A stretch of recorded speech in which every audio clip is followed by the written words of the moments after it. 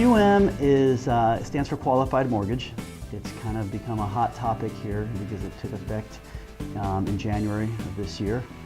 And it's a way in which the mortgage industry is trying to standardize some underwriting guidelines and some underwriting rules.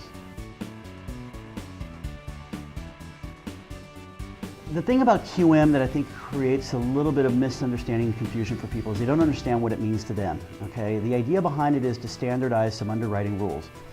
But to truly understand why the need for QM and why this has come about, you need to understand a little bit about what precipitated these regulatory changes and what got us to this point to begin with. You go back 5 or 7 years ago when the mortgage industry began to go through its meltdown. The reason for that is because mortgages were being originated with all sorts of different underwriting guidelines. There was no standardization. Banks were issuing money, which eventually trickled into a bunch of foreclosures and what have you.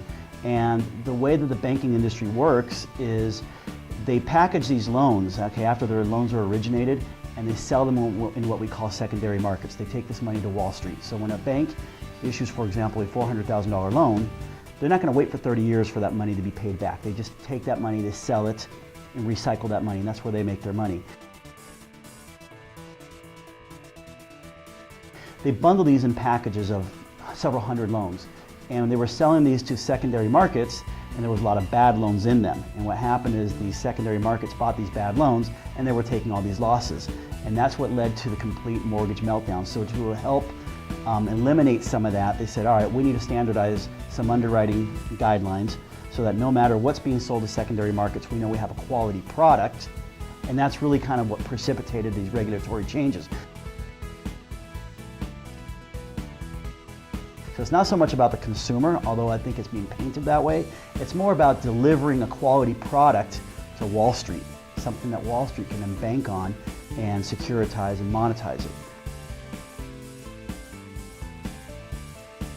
There is some benefits to the consumer, and I think that the benefit to the consumer is the banks have an obligation now to put the QM mortgage in through a test. It's called ATR. It's the ability to repay, which means that the consumer has to demonstrate that they have the ability to repay this loan by meeting certain criteria that are spelled out in the QM guidelines.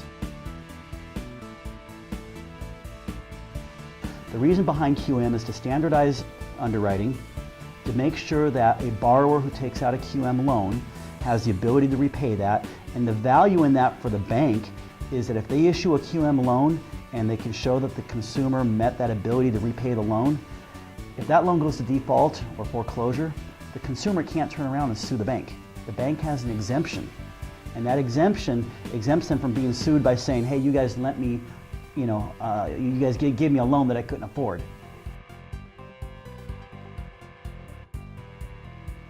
It can, because one of the guidelines, many of the guidelines have made QM loans to be a much more restrictive type of financing, okay?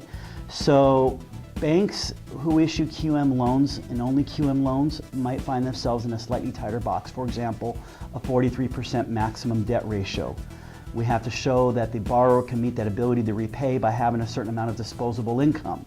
Credit standards, all of these things are being looked at and they are being refined.